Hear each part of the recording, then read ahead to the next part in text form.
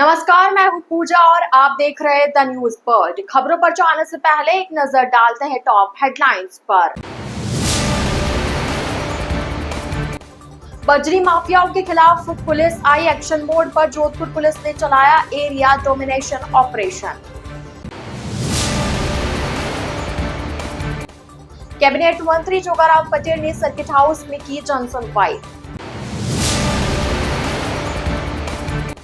Narcotics control bureau Jodhpur इकाई ने अवैध मादक पदार्थों की तस्करी पर अंकुश लगाते हुए तस्कर की 2 करोड़ की संपत्ति को फ्रीज किया। पानी की समस्या के चलते अपनी मांगों को मनवाने के लिए समिति प्रधान को पानी की टंकी पर चढ़ना पड़ा। तो यह थी हेडलाइंस और अब खबरें विस्तार से। जोधपुर के लूणी पुलिस थाने के कांस्टेबल सुनील खिलेरी की बजरी माफिया द्वारा डंपर से कुचलने से हुई मौत के बाद पुलिस एक्शन मोड में आई है।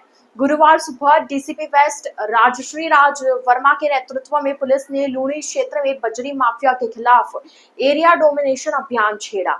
लूणी क्षेत्र के 25 ग्राम पंचायतों में पुलिस की टीमों ने सर्च ऑपरेशन शुरू कर दिया। इसके लिए 25 अलग अलग टीमें गठित की गई। डीसीपी राजश्री राज वर्मा ने बताया कि सुबह 7 बजे से ही पूरे लूणी क्षेत्र में सर्च ऑपरेशन चलाया गया। सर्च ऑपरेशन में 8 एडीसीपी, 4 एसीपी, 13 सर्किल इंस्पेक्टर और सब इंस्पेक्टर के अलावा 175 जाब्ता लगाया गया। सर्च ऑपरेशन का उद्देश्य बजरी माफिया व अन्य अपराधियों पर अंकुश लगाना है। डीसीपी वेस्ट राजश्री राज वर्मा ने बताया कि अवैध बजरी खनन की रोकथाम हेतु चलाए गए ऑपरेशन के तहत 4200 टन अवैध बजरी का नष्टीकरण किया गया, जबकि 76 बिना नंबरी और अवैध वाहन जब्त किए गए, जिसमें 46 डंपर, एक ट्रक, 8 जेसीबी सहित अन्य वाहन जब्त किए गए। डीसीपी ने बताया कि इस ऑपरेशन के तहत कुल 27 आरोपियों को गिरफ्तार किया गया, जिसमें कई वांछित अपराधी भी शामिल है। 7 बजे से अवैध खनन और परिवहन की रोकथाम हेतु हमने 25 टीमों का गठन किया, जिसमें 8 एडिशनल डीसीपी लेवल के अधिकारी, 4 एसीपी लेवल के अधिकारी और 13 सीआईएसआई लेवल के अधिकारी। इनके नेतृत्व में लूणी थाना क्षेत्र के करीब 25 जो ग्राम पंचायत है और साथ ही साथ कुड़ी और विवेक विहार थाना क्षेत्र के भी कुछ चिन्हित एरियाज जहाँ इस तरीके का काम होता है, वहाँ पर एक साथ दबिश दी गई, वांछित अपराधियों की धरपकड़ की गई, संदिग्ध लोगों से पूछताछ की गई और साथ ही जो संदिग्ध वाहन जो इस तरीके की अवैध गतिविधि में इस्तेमाल होते हैं उनको भी हमने चिन्हित किया था। उनके विरुद्ध में विधि सम्मत कार्रवाई की गई। आज के इस पूरे दिन की कार्रवाई की अगर बात करूं तो टोटल 6 प्रकरण दर्ज हुए हैं, जिसमें एक एनडीपीएस एक्ट का है, जिसमें 1.5 केजी अफीम और एक स्कॉर्पियो गाड़ी बरामद की गई है।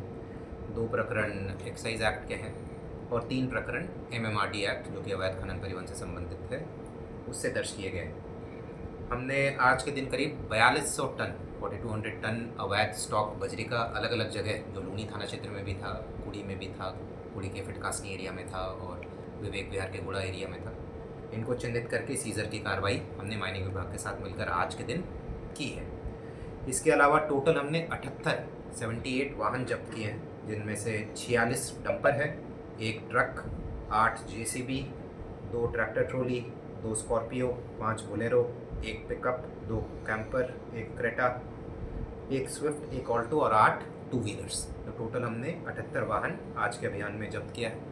ये अलग अलग किस्म के वाहन हैं। इनमें से बहुत सारे बिना नंबरी वाहन हैं जो कि अवैध खनन परिवहन या फिर किसी और अवैध गतिविधि में इस्तेमाल होते हैं, और कुछ वाहन जो है वो नंबर वाले हैं मगर वो संदिग्ध गतिविधि में थे और उनके पास प्रॉपर दस्तावेज नहीं थे, इसलिए उनको सीज किया गया है।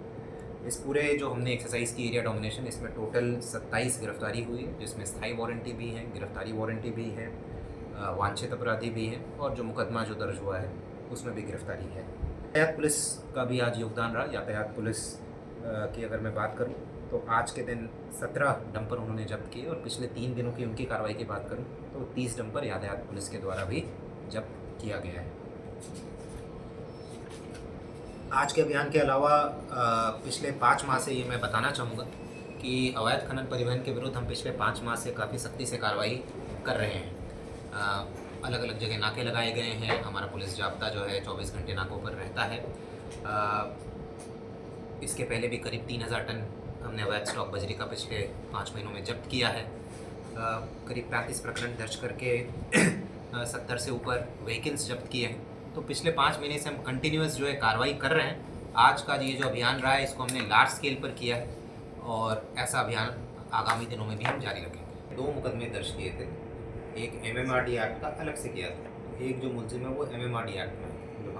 जो ये वाला प्रकरण है इसमें 2 ही शेष है, 4 गिरफ्तारी है और दोनों के पीछे टीम हमारी लगी हुई है। हमारा पूरा प्रयास जारी है और जल्दी इन्हें भी गिरफ्तार करेंगे। प्रदेश सरकार के कैबिनेट मंत्री जोगाराम पटेल गुरुवार को जोधपुर दौरे पर रहे। अपने जोधपुर प्रवास के दौरान मंत्री जोगाराम पटेल ने सर्किट हाउस में आमजन से सुनवाई कर संबंधित अधिकारियों को आवश्यक दिशा निर्देश दिए। लूणी थाना क्षेत्र में अवैध बजरी खनन के खिलाफ पुलिस की कार्रवाई के सवाल का जवाब देते हुए मंत्री पटेल ने बताया कि अवैध बजरी खनन रोकने के लिए और बजरी माफियाओं को पकड़ने के लिए पुलिस जो भी कार्रवाई कर रही है सरकार उनके साथ है। उन्होंने बताया कि यह पुलिस और सरकार की संयुक्त जिम्मेदारी है कि अवैध बजरी खनन को रोका जाए। कांग्रेस सरकार द्वारा चलाए जा रहे आरोपों के सवाल के जवाब में जोगाराम पटेल ने कहा कि प्रदेश की कानून व्यवस्था को बिगाड़ने का काम पिछली कांग्रेस सरकार ने किया था, लेकिन भजनलाल सरकार उन सभी अपराधों पर लगाम लगाने का काम कर रही है। मुझे निजी जानकारी तो नहीं है, पर पुलिस अपनी कार्रवाई करेगी और अवैध बजरी पर लगाम लगाना ये पुलिस का और सरकार की ड्यूटी है। वैध बजरी मार्केट में आवे, जिनको उपभोक्ताओं को मिले, ये भी हमारे लिए ज़रूरी है। अनावश्यक बजरी का पैसा उपभोक्ताओं को नहीं लगे, ये भी ज़रूरी है। लेकिन बजरी के नाम पर अवैध धंधा करना ये किसी भी रूप में ठीक नहीं है और अगर पुलिस ने कार्रवाई की है तो ठीक। वो हमारा भी मानना है कि अवैध बजरी माफियाओं के खिलाफ पुलिस को कार्रवाई करनी चाहिए और सख्त कार्रवाई करनी चाहिए। देखिए, मैं आदरणीय टीकाराम जी जूली और आदरणीय पूर्व मुख्यमंत्री अशोक गहलोत जी के ट्वीट को ध्यान में रखते हुए आपसे निवेदन कर रहा हूँ कि जिन्होंने इन माफियाओं को पनपाया, 5 साल तक इनको खुली छूट दी, चाहे नकल माफिया, चाहे बजरी माफिया, चाहे भू माफिया, चाहे जल माफिया, चाहे नकल गिरोह के माफिया और अनेक तरह के माफियाओं को पनपाया और उन्होंने हर विधानसभा में वहाँ के जनप्रतिनिधियों को भी खुली छूट दे दी और उसी का परिणाम है कि इन माफियाओं को लगाम लगाने के लिए हमको काफ़ी जोर पड़ रहा है। चाहे बजरी माफिया हो, चाहे जल माफिया हो, चाहे भू माफिया हो, चाहे नकल माफिया हो, कोई माफिया हो, इन सब माफियाओं पर लगाम लगाएंगे। निष्पक्ष और पारदर्शिता से कार्य होगा। हमारे कार्यकाल में जितने भी परीक्षाएं हुई है वो पूर्ण रूप से निष्पक्ष और पारदर्शिता से हुई है और उनके कार्यकाल में जितनी भी परीक्षाएं हुई है धीरे धीरे वो सब खुल रही है। कहीं तो मार्कशीट फर्जी है, कहीं डम्मी कैंडिडेट बैठ गए, कहीं पेपर लीक हो गए, कहीं और कुछ हो गए। इन सब की जांच होगी, जो भी दोषी है वो सजा पाएगा। सर, मथुरादास माथुर अस्पताल में MRI के लिए आई एक महिला की चेंजिंग रूम में मोबाइल से रिकॉर्डिंग करने के प्रयास में पकड़े गए गार्ड के बारे में पुलिस ने जांच शुरू कर दी है। हालांकि गार्ड रहमुद्दीन अब्बासी को इस मामले में जमानत मिल गई है, लेकिन पुलिस उसके मोबाइल की डिटेल खंगालने के साथ ही यह भी जांच कर रही है कि आरोपी ने पूर्व में भी कहीं इस तरह की वारदात को अंजाम तो नहीं दिया। आपको बता दें कि न्यूरो वार्ड में एडमिट एक महिला MRI करवाने आई, तब उसे MRI के लिए कपड़े चेंज करने के लिए भेजा गया। तब यहाँ 5 माह पूर्व लगे सिक्योरिटी गार्ड रहमुद्दीन ने छुपाकर अपना मोबाइल लगा दिया वीडियो बनाने के उद्देश्य से, जिसके बाद महिला के परिजनों की शिकायत के आधार पर मुकदमा दर्ज कर आरोपी को गिरफ्तार किया गया। नारकोटिक्स कंट्रोल ब्यूरो जोधपुर इकाई ने अवैध मादक पदार्थों की तस्करी पर अंकुश लगाते हुए एक तस्कर की 2 करोड़ की संपत्ति को फ्रीज किया है। नशा तस्करी पर NCB की तरफ से आर्थिक प्रहार किया गया है। उसकी अब तक 2.29 करोड़ की संपत्ति को फ्रीज किया जा चुका है। आरोपी द्वारा 6 वाहनों की खरीद नशा कारोबार से की गई। उसके 6 वाहनों को जब्त किया गया। जोनल डायरेक्टर घनश्याम सोनी ने बताया कि NCB जोधपुर क्षेत्र इकाई द्वारा मादक पदार्थों के अवैध कारोबार में लिप्त एक ख्यात गांजा तस्कर की 2 करोड़ मूल्य की संपत्ति जब्त कर एक उपलब्धि हासिल की गई। यह कार्रवाई विश्वसनीय खुफिया जानकारी के आधार पर शुरू की गई थी। त्वरित एवं सुनियोजित कार्रवाई करते हुए NCB की टीम ने एक बोलेरो पिकअप को मोगड़ा से गुड़ा बिश्नोई की और जाते हुए रोका। गहन तलाशी के दौरान वाहन के पिछले हिस्से में तिरपाल के नीचे छिपाए गए 71 पैकेट गांजा बरामद किया गया। बाद में अभियुक्त के निवास स्थान पर की गई छापेमारी में 99 पैकेट गांजा और बरामद किए गए कुल 866 किलोग्राम अवैध गांजा बरामद किया गया। नमस्कार मीडिया मित्रों, जैसा कि आपको विदित है कि ऑपरेशन शंकर के तहत NCB जोधपुर जोन ने 865 केजी गांजा बरामद किया था और उसमें जिन अभियुक्तों को गिरफ्तार किया गया उनके ऊपर आर्थिक प्रहार करने के लिए एनडीपीएस एक्ट के तहत 68 एक्ट के तहत हमने फाइनेंस इन्वेस्टिगेशन की। उसी के तहत जो मुख्य अभियुक्त थे उनकी अभी 2 करोड़ और 1,50,000 की संपत्ति सैपमा कोर्ट दिल्ली ने फ्रीज की है। और इस ऑपरेशन के तहत हमने पिछली जो कार्रवाई की थी उन सबको मिला करके लगभग 2 करोड़ और 29 लाख की प्रॉपर्टी को जो है फॉरफिटेड किया है। अभी का जो कल का ऑर्डर आया है इसमें एक जेसीबी, एक हैवी कंस्ट्रक्शन व्हीकल और 3 टाटा सिग्ना के ट्रक और एक बाइक, इन सबको मिला करके जो है वो लगभग 2 करोड़ 1,50,000 की प्रॉपर्टी फॉरफिटेड हुई है। जोधपुर के केरू पंचायत समिति में पानी की समस्या के चलते अपनी मांगों को मनवाने के लिए समिति प्रधान को पानी की टंकी पर चढ़ना पड़ा। दरअसल केरू पंचायत समिति के लोहड़ी गांव में पिछले काफी समय से पानी की समस्या बनी हुई है। पंचायत क्षेत्र में पानी नहीं आने से क्षेत्रवासी लगातार परेशान हो रहे हैं, जिसके चलते आज बीजेपी प्रधान अनुश्री पुनिया ने पानी की टंकी पर चढ़कर विरोध जताया। उन्होंने बताया कि इस बारे में पूर्व में कई बार अधिकारियों को अवगत करवाया गया, लेकिन फिर भी कोई सुनवाई नहीं हुई। बड़ी बात यह है कि बीजेपी की सरकार उनके बीजेपी प्रधान को विरोध जताना पड़ रहा है। अब ऐसे में सवाल ये उठता है कि आखिर जनता की समस्या का समाधान कौन करेगा।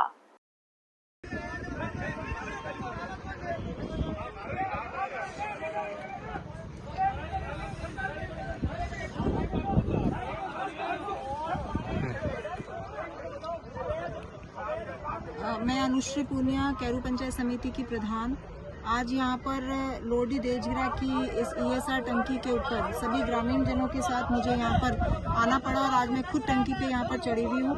और ये मजबूर होकर ये चीज़ मुझे करनी पड़ी ग्रामीण जनों के सहयोग के लिए, क्योंकि आज इतने दिनों से, जिस दिन से नहर बंद हुई है तब से हमें समस्या समझ में आती है कि नहर का पानी कम था, इसलिए पानी की व्यवस्था सुचारू रूप से नहीं हो पा रही थी। उस बीच में मैं AN और एक्शन के साथ में पूरे क्षेत्र के अंदर टंकियाँ कहाँ नहीं भर रही है, क्यों नहीं भर रही है, उनकी सभी की लाइनें चेक करी, वाल चेक करिए, कहाँ खराब थे, सारी चीज़ें उनको अवगत कराई। लेकिन उस 20 दिनों में भी उन्होंने उस चीज़ को सुचारू रूप से उनकी वालों को सुधार नहीं किया। उसके बाद में आज 5 दिन हो गए, नहर का पानी सभी जगह सप्लाई होने लग गया है। जाखड़ों की ढाणी फिल्टर हाउस में 200 के हाउस पावर मशीन नहीं लग चुकी है। उसके बाद में भी टंकियां नहीं भरी जा रही है। ये ठेकेदारों की, जहां पर उनको कॉन्ट्रैक्ट दे रखा है ये सा टंकी भरने का, उनकी पूरी लापरवाही है। और इस लापरवाही के चलते आज ग्रामीण जन पिछले इतने दिनों से पहले नहर का पानी बंद होने से पानी से वंचित रहे, और उसके बाद में जब टैंकर सप्लाई भी चल रहा था उसमें भी वो लोग वंचित रहे, क्योंकि वहां पे भी उन्होंने, ठेकेदार ने बहुत लापरवाही करी। मैंने बार बार अवगत करवाया अधिकारियों को कि जहां पर सप्लाई जारी है, जहां पर पानी है वहां पर टैंकर जाते हैं, जहां पर पानी बिल्कुल नहीं है, लाइन भी नहीं है, वहां टैंकर नहीं जा रहे।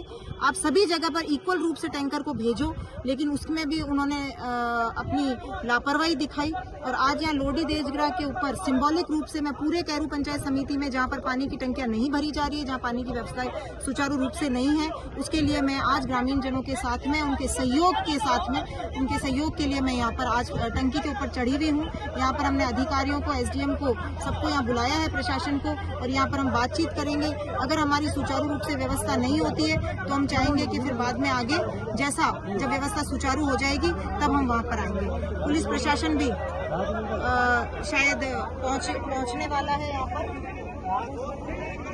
और मैं इस अपने मीडिया कर्मियों के माध्यम से भी मैं आपसे हाथ जोड़कर विनती करती हूँ कि ज़्यादा से ज़्यादा सर्कुलेट करें, जिससे यहाँ पर जिन के भी पानी की समस्या है, यहाँ पर मुझे लगता है कि सबको, ग्रामीण जनों को एक्टिव हो जाना चाहिए कि ये जो लाइन के अंदर जो चोरियां हो रही है, जो सुचारू रूप से व्यवस्थाएं नहीं चल रही है, वाल खराब है, टंकियां नहीं भर रही है, डायरेक्ट चीजें सप्लाई हो रही है, इन सबको सुचारू व्यवस्था करके ग्रामीण के अंतिम छोर तक बैठा एक गरीब व्यक्ति को पानी मिलना चाहिए। इसी के लिए मैं यहाँ पर आज इन ग्रामीण जनों के साथ हूँ। द न्यूज वर्ल्ड के इस बुलेटिन में फिलहाल वक्त हो चला एक छोटे से ब्रेक का। ब्रेक के बाद जल्द हाजिर होंगे, आप बने रहिए द न्यूज वर्ल्ड के साथ।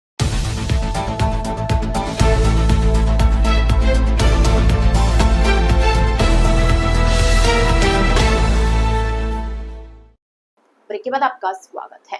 केंद्र सरकार के कृषि एवं किसान कल्याण मंत्रालय की पहल पर खरीफ पूर्व विकसित कृषि संकल्प अभियान का शुभारंभ गुरुवार को जोधपुर से हुआ। जिला कलेक्टर गौरव अग्रवाल एवं काजरी निदेशक डॉक्टर ओम प्रकाश यादव ने इस अभियान को हरी झंडी दिखाकर रवाना किया। यह अभियान 29 मई से 12 जून 2025 तक जिले भर में आयोजित किया जाएगा, जिसके अंतर्गत जोधपुर के 14 ब्लॉकों के 135 गांवों में कृषि शिविरों का आयोजन किया जाएगा। इस अवसर पर जिला कलेक्टर अग्रवाल ने अभियान के सफल क्रियान्वयन के लिए कृषि विभाग एवं वैज्ञानिकों को आवश्यक दिशा निर्देश प्रदान किए। इस दौरान वैज्ञानिकों और कृषि अधिकारियों की टीम किसानों से सीधा संवाद करेगी, खेतों की समस्याओं का समाधान सुझाएगी एवं किसानों से फीडबैक प्राप्त करेगी। केंद्रीय संस्कृति एवं पर्यटन मंत्री गजेंद्र सिंह शेखावत ने कांग्रेस नेता और राजस्थान के पूर्व मंत्री सालेह मोहम्मद के पीए को जासूसी के अपराध में हिरासत में लिए जाने को चिंतनीय विषय बताया। शेखावत ने कहा कि राष्ट्रीय सुरक्षा के साथ समझौता या खिलवाड़ करने वालों को अपने किए की सजा मिलनी चाहिए। केंद्रीय मंत्री शेखावत गुरुवार को लेक सिटी में मेवाड़ क्षेत्रीय महासभा संस्थान की ओर से महाराणा प्रताप जयंती पर आयोजित कार्यक्रम में भाग लेने के लिए पहुंचे थे। शेखावत ने कहा कि मैं आज ही विदेश से लौटा हूं। मीडिया के माध्यम से मुझे इस विषय की जानकारी हुई है कि पूर्व मंत्री सालेह मोहम्मद के पीए को जासूसी के अपराध में पुलिस ने हिरासत में लिया। यह निश्चित तौर पर चिंता का विषय है। इसकी ठीक से जांच हो और जितने भी सूत्र उसके साथ जुड़े हैं उन सब की जांच करते हुए राष्ट्रीय सुरक्षा के साथ समझौता या खिलवाड़ करने वालों को अपने किए की सजा मिलनी चाहिए। अभी विदेश से लौटा हूँ। मीडिया के माध्यम से मुझे इस विषय की जानकारी हुई है कि पूर्व मंत्री सालेह मोहम्मद जी के पीए को जासूसी के अपराध में पुलिस ने हिरासत में लिया है।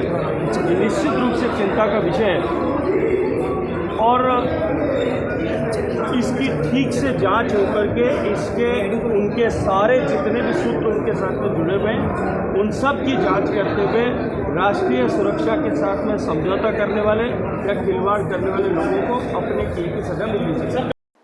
Rajasthan high court lawyers association Jodhpur के तत्वावधान में पाल रोड स्थित होटल मधुरम रॉयल में राजस्थान उच्च न्यायालय के नवनियुक्त न्यायाधीश चंद्रशेखर शर्मा, न्यायाधीश चंद्र प्रकाश श्रीमाली, न्यायाधीश सुनील बेनीवाल, न्यायाधीश मुकेश राज पुरोहित एवं न्यायाधीश संदीप शाह का स्वागत एवं अभिनंदन कार्यक्रम आयोजित किया गया।